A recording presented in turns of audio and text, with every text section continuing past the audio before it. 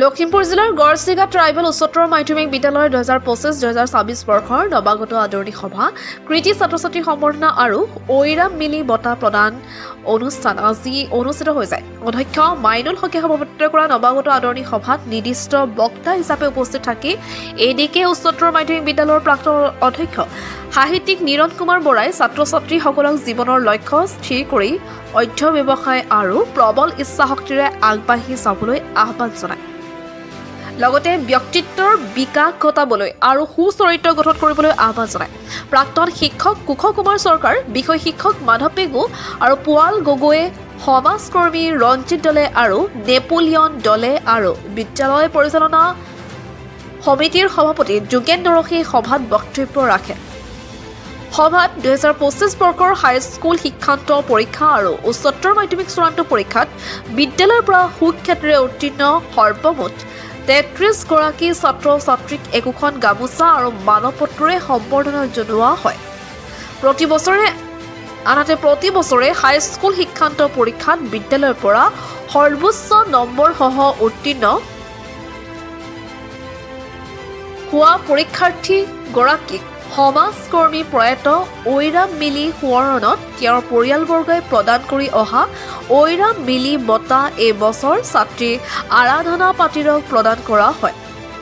এই বঁটাত আছে নগদ 3,000 টকা আৰু এখন মানপত্ৰ।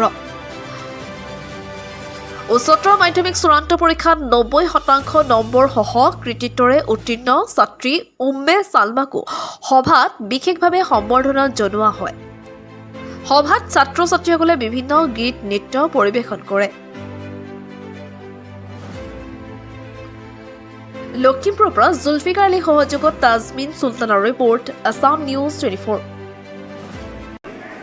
তোমালোকৰ এতিয়া মাক বাপেকৰ তত্বাৱধানত নাথাকি এতিয়া নিজৰ ইচ্ছাতে চলিবলৈ বিচাৰিছে। যেনে কলেজত সকলোৱে নিজৰ চাকৰিচকীয়া হিচাপে চলিবলৈ বিচাৰে। এতিয়া তোমালোকে মাক বাপেকৰ বুজনি শুনিবলৈ বিচাৰে, নিজে নিজৰ সিদ্ধান্ত ল'ব বিচাৰে। গতিকে এইখিনি সময়ত তোমালোকৰ ঘৰত গুচিয়ে ইয়াতে বৰ সাৱধানে চলিবা। মই আগতো কৈছিলোঁ বোলে তোমালোকে বেলেগ বেয়া অভ্যাস নকৰিবা। তোমালোকে যে কি লাৰ্ণিং টু ডু, জ্ঞানটো ল'লেইতো নহ'ব, জ্ঞান লোৱাৰ পাছত সেইমতে আমি কাম কৰিবলৈ শিকিব লাগিব।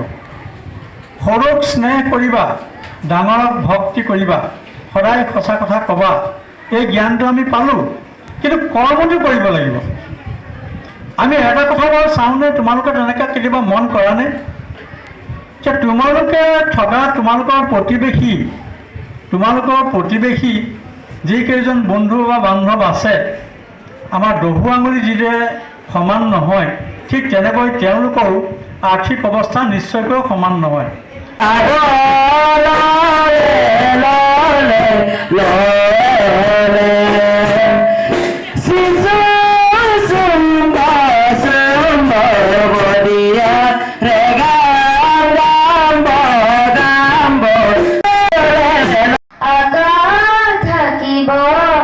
ধুমুহা